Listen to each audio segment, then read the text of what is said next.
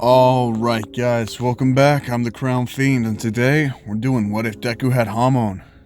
And yeah, I'm sorry I've been off for the past couple days. I just haven't had the time to record. I've been dealing with a lot of issues, but hey, that's behind me. So yeah, just wanted to get this video out there for you guys. I know I'm recording this kind of late. It's like 6:18 in the afternoon for me right now, but yeah, I wanted to get something out there for you guys, so I hope you guys do enjoy it. But before we get started, I just got to address a few things, and one thing in particular that really pissed me off on the Demi Fiend comments section for part 1. Honestly, don't tell me how to write my what ifs. Like, if you want to write your what ifs a certain way, then go ahead, make your own fucking what if, write it however fucking way you want to. But don't come in the comment section and tell me how I should fucking write my own stories, so you can go ahead and fuck off. Now, for those of you who needed some context for that little mini rant, it's just basically dude in the comment section telling me how I need to write my what ifs and all that shit, saying that, oh, you know, you're not supposed to change the character, but what the fuck? What the fuck's the purpose of a what if nothing changes? Seriously. It's like, get the fuck out of here and fuck off. If you guys don't like my series, don't watch it. Plain as I can be. But anyway, those of you that stuck around through that little mini rant, I welcome you to the Crown Fiend channel, where we don't give a fuck about what we say or what we do. We just have some fucking fun.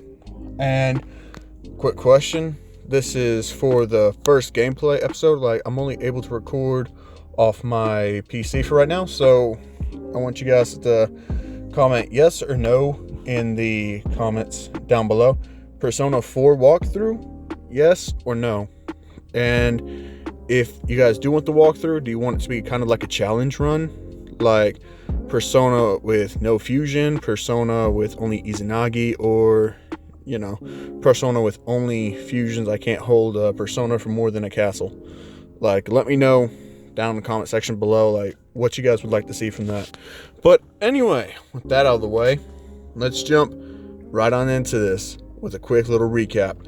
So, where we last left off, this was where Deku was just sitting there, and Night Eye was questioning him, and Deku told Night Eye that he'll tell him his secret. And keep in mind, Ida, he's not going with Manuel whatsoever since Deku healed his brother, and Ida's really thankful for that and stays on the run, like, seriously.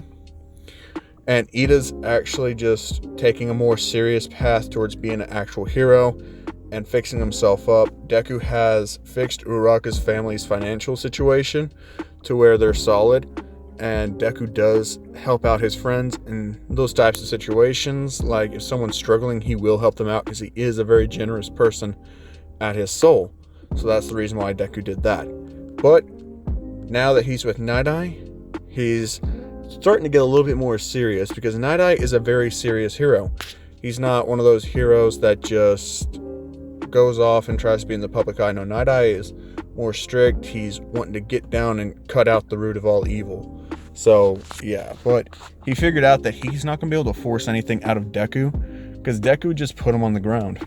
And Deku just sits down in a chair, crosses his legs, pops the hat, and he says, "When's the first cup of tea?" And basically, Night Eye just tells him, well, let's make some and have ourselves a nice little chat. As Deku just says, yes sir, if you would, please.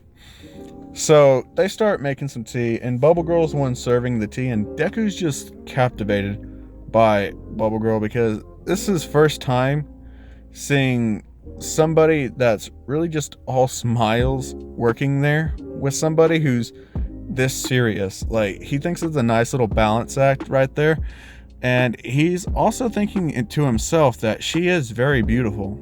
And of course, he's not going to say something right now in front of Night Eye with this serious talk happening. So Night Eye just tells him, you said this was the power of the sun. Care to explain how that is? And what ancient technique is this that you use that the rest of us cannot use? And Deku says, well, the deal is that just because I use it and you think that nobody else can, that's automatically wrong. The power is called Hamon. Hamon is the power of the sun or life energy itself. You can use it to heal yourself with broken arms or internal damage, but it's not a be-all, end-all, cure-all.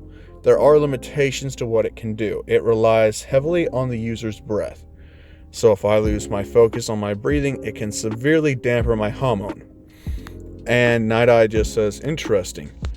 How did you go about learning it? As Deku says, my family has been using this for generations, but when quirks came about, it became less of a prominent role and more of something that's all the way in the shadows.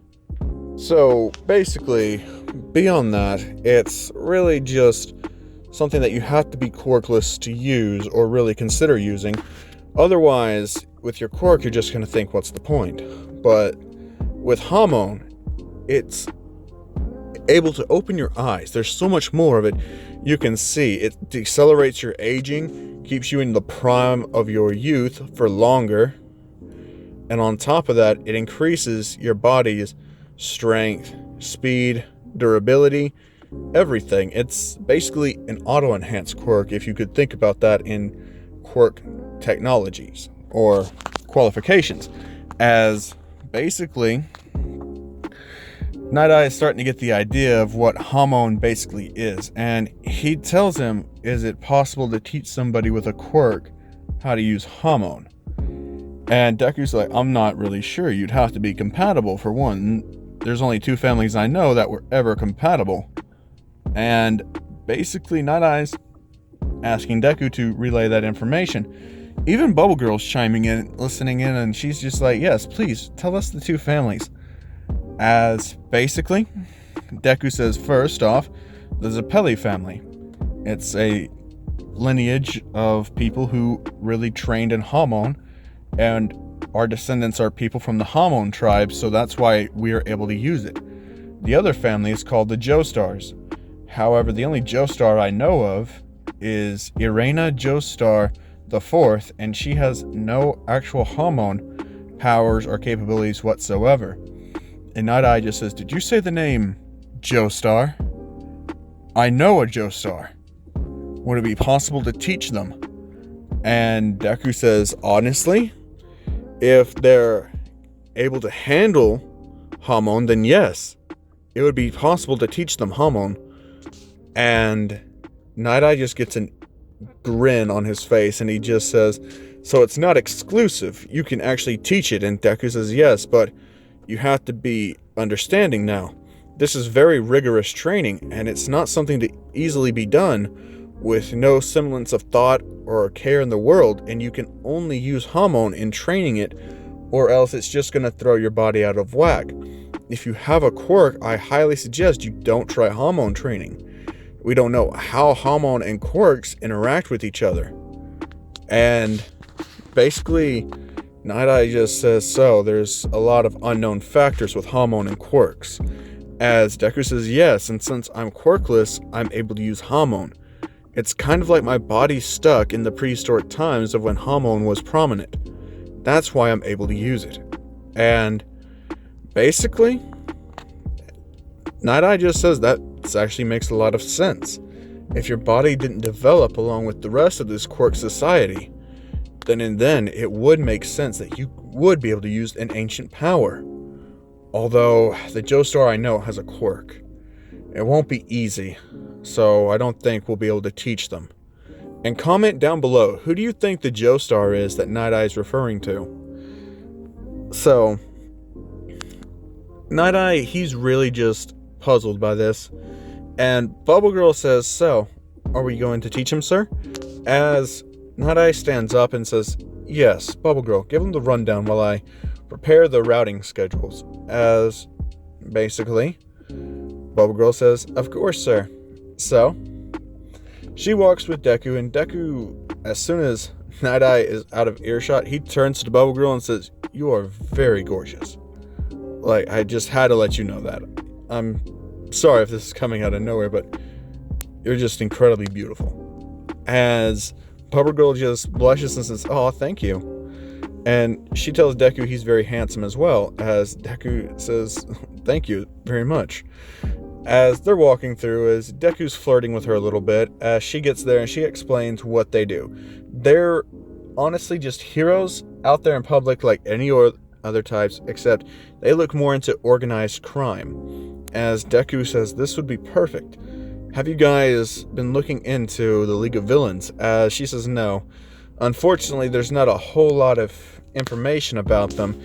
I do know that they did try to abduct you, and Deku says, yes, that's true, but I feel like there's more to it. Like, why would they just try to abduct me? It makes no sense. If I'm being honest, I may be a high value target, but is that really worth sneaking into UA and risking a fight with All Might? As she starts to think about it, and she says, you're right. Maybe we should start looking into them. As Night Eye comes back in and he says, honestly, you're right. I've been thinking the same thing myself. I just needed somebody to confirm my suspicions. Why risk a fight with All Might? If the goal was just one single student, obviously it would have been better to surround you out in public right when you're coming home from school, where most hero activity is weak. Why would they go right in the middle of the day? Hero activity is high, and not only that, but you have several teachers that are there as well, on call and standby. It doesn't make sense. What could they actually have been after? And Deku just says, as crazy as this may seem, All Might's the only new teacher at UA, right? Or was, before the whole change of power.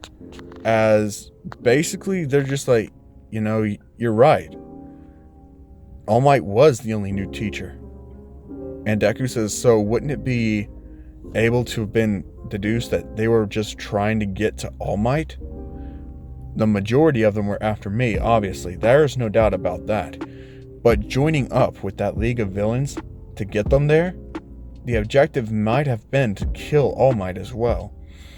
After all, when All Might showed up, not a whole lot of them gave up. It's like they were waiting for him. It's almost like they were out to kill him. As Night Eye pauses, and he says, we should alert All Might, although with his injury. And Deku says, oh, he's not injured anymore. I fixed that. As Night Eye's just like, wait, you fixed All Might? As Deku says, yes, he's back up to full strength. It wasn't easy. It took a lot of Hamon to do, but he is healed. So rest easy. He won't go down without a fight. Not now, not ever. As basically, Night Eye is relieved, and he's just like, with this, he should be able to put out more power. He should be able to last a lot longer. As Deku says, what do you mean last a lot longer? Please, explain that. As basically Night Eye explains to Deku everything, their history, all of it, including what Night Eye said to All Might, saying about how he would die. And that is something that Deku is very interested in hearing. And he says, so you think by me fixing him, it somehow averted that fate? As Night Eye says, yes, because I never saw you in any of All Might's futures. So to be fair, it is possible that you did change All Might's fate. I'd have to touch him again. And Deku says, would you mind doing me a favor? As Night Eye is just like, sure. What is it? And Deku just says, use your power on me. Look into my future. As Deku reaches out for Night Eye to touch him, Night Eye says, very well. As Night Eye looks through Deku's future, he sees a mixture of pain, misery, triumph, highs and lows. It's a mixture and assortment of emotion, of hell and heaven at the same time. He doesn't know what he's seeing. He sees a tribe of 3 men posing and calling themselves the Pillar Men. He sees a purple-haired man yelling out that his name is Dio. And he sees another blonde-haired man rushing in to save someone. and meeting a terrible fate. And then he sees Deku screaming at the top of his lungs his name. And then it just cuts. He can't see anymore. None past that point. But he sees a battlefield. Barren. Laid to waste. Nothing left. No survivors. And yet, no bodies. He can't imagine what could happen to cause this. But at the end of it all, he doesn't know what's going to happen, as he just decides not to tell Deku everything. But he decides to tell him that you have a very troubled future, to say the least, and you need to prepare for it. Otherwise, it could be very detrimental to you. As Deku just looks at him and says, I'm alright with that. If I have to be down and almost out to save somebody, I'll do it. I will sacrifice my life to save those who are in need of it. As basically, Night Eye grins and tells him, you'll make a fine hero. Just remember, we're aiming to make people laugh. So, if you can make people laugh, then do it. As Deku says, of course, sir. So, they head out on patrol, and through the coming weeks, nothing really happens.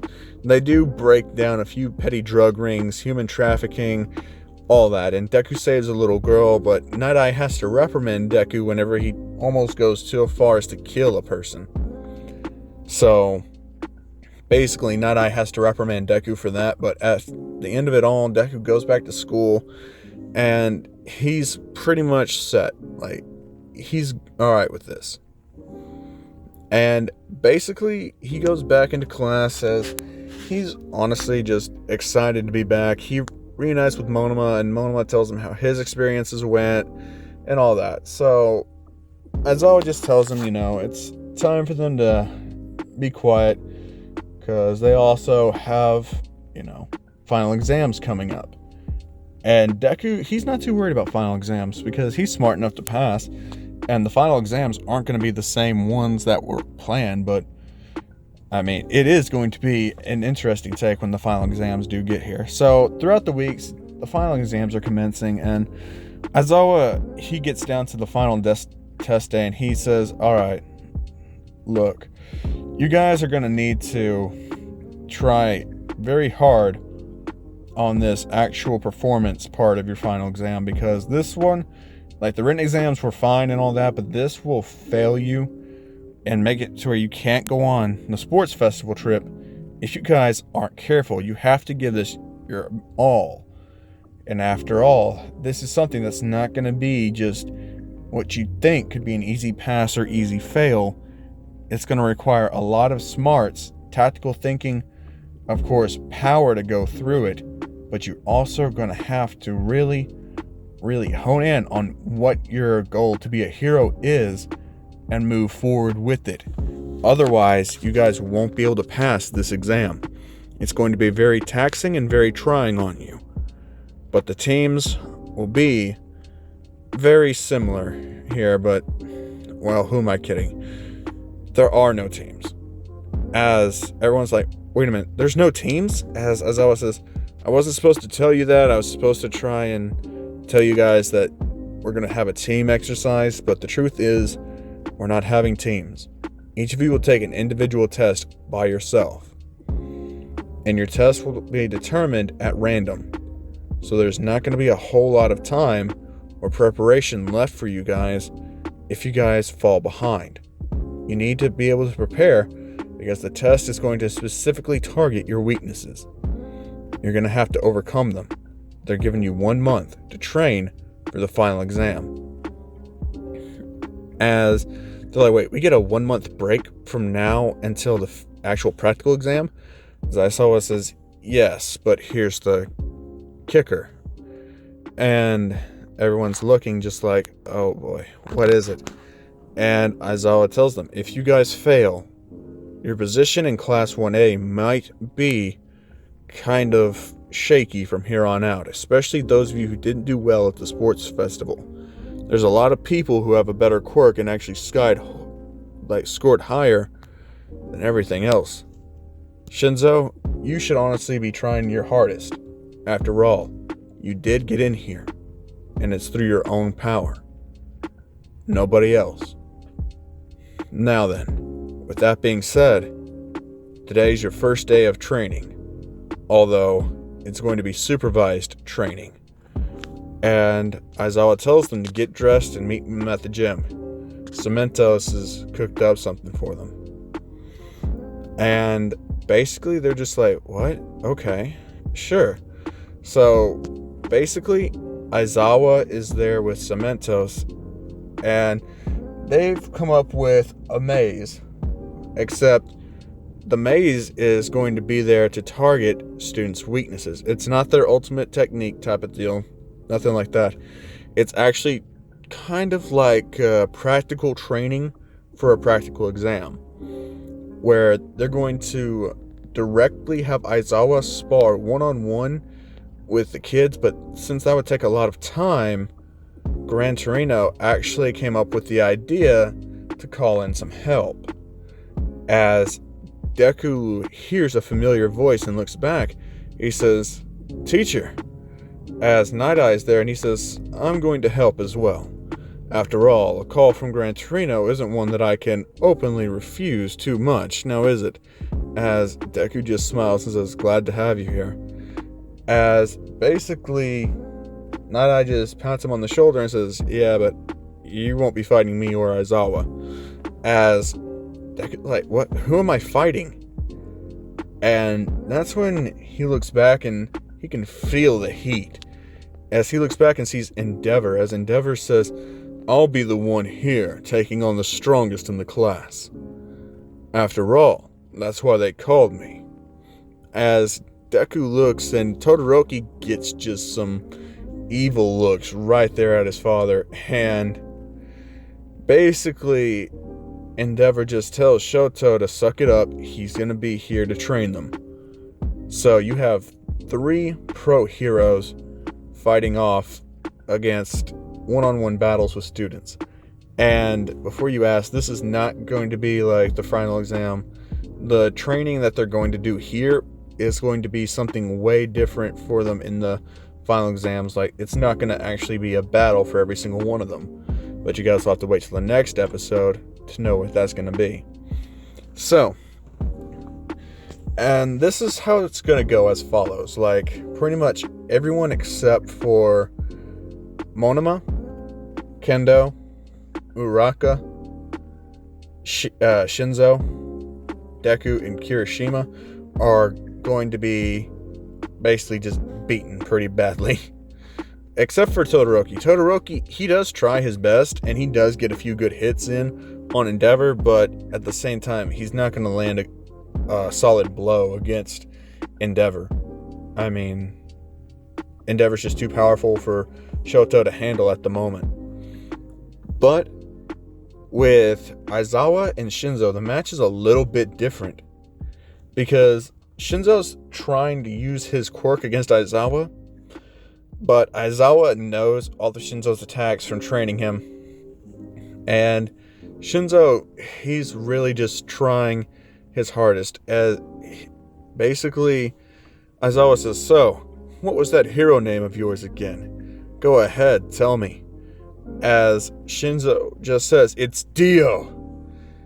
And basically, Deku, he just flinches at the name because he's not too happy about it. And Kirishima just says, "I'm the Pillar Man." And Deku, he straight up bitch slaps Kirishima and just says, "Shut the fuck up. Do you really want to know why I don't like the name the Pillar Man more than I hate the name Dio?" And Kirishima's just like, "Yes, for the love of God, go ahead. Tell me, what the fuck is so bad about the name Pillar Man?" As Deku says, "Okay, the Pillar Men were a type of race that was my ancestors' natural enemies. They were vampires. And one of them killed my ancestor, Caesar A. Zappelli. He killed him in a building to where his own symbol of his faith crushed him. And true, it may have been somewhat of my ancestors' fault for going into that battle unintentionally, but the Pillarmen were evil. They were out to destroy the world as we would have known it back then. And for you to take up that name, knowing nothing about the innocents they slaughtered, the people they killed, my ancestor they butchered, like, how dare you pick a name and not know the history behind it? It is insulting. It's a slap in the face to me. As Kirishima just says, look, man, I didn't know. And Deku says, that's all right, because I'm here to educate you. But what's not all right is going around and trying to parade the Pillarman name as something heroic, something noble. As Kirishima just says, well, it's me. I'm not them. I'll turn it into something else, something better, something great. I'll make it a heroic name. As Deku just looks at him and says, fine, but from here on out, me and you, we are not friends. Understand that. As Kirishima just says, yeah, I wouldn't want to be friends with someone so self-important either, you bitch. As Deku just looks at Kirishima and Kirishima looks at him, Endeavor kind of gets a nasty idea and he says, how about for the one-on-one battle? We have the Pillarman go up against the bubble hero Zeppeli. And Deku says, it's the drip hero Zeppeli. As Endeavor says, whatever, bubble bitch, get in there. And Deku's just like, how about me versus you? Alright? You've been running that mouth acting so high and mighty. Why don't you get your ass in here? Are you scared to get beat by a bubble? And Endeavor is infuriated. He's just like, oh, you want to do 2-on-1? As Deku says, why not? Bring it. And basically Kirishima's like, what? That's not going to be fair. And Endeavor just says, shut up unless you want to automatically fail. And Kirishima's like, you can't make me fail automatically. And so basically Night Eye walks over here and starts getting up in Endeavor's face and says, you're not acting like a hero. Well, I've seen your future. You'll get what's coming to you eventually. But for right now, you're not about to step on my student. You're not about to throw your weight around. So how about this, 2v2? Me and my student versus you and that loudmouth bastard right there. So, Endeavor agrees, saying you wanted fair, kid, and now it's fair. And basically, Deku just gets ready, and Night Eye's ready with him. As Night Eye says, compose yourself, and we'll win. As Deku says, sure, but let me be the one to go after Endeavor. Night Eye looks and smirks and says, be my guest. So, when Aizawa starts the match, Deku sprints over there, and Endeavor's actually caught a little bit off guard when Endeavor gets kicked square in the stomach by Deku using a Hamon kick right to the stomach. As Endeavor doubles over in pain and wonders why that hurt him so much. As Kirishima's trying to sucker punch Deku, but is immediately caught and flipped right over Night Eye's shoulders as Night Eye slams his head into the ground and punts it. As Kirishima gets back up, he's moaning in pain and says, that hurt. Gosh damn it. But Kirishima's not really caught that much off guard. After all, it didn't hurt him that much. But Kirishima does charge up, one for all. Night Eye notices that power and says, so, you're who he chose. And Deku's like, is that him, Master? And Night Eye tells him, yep, that's him. But the way he's acting, I don't think he can make anybody laugh. So all in all Might, you made a terrible decision. And Kirishima just says, what? How would you know what All Might's decision was terrible or not? You don't know a damn thing. And Night Eye says, well, I was his sidekick, so I know better than you. So Kirishima's just like, yeah, well, sidekicks are nothing compared to my power, as he charges up. But Night Eye's no slouch. He's a master hand-to-hand combatant.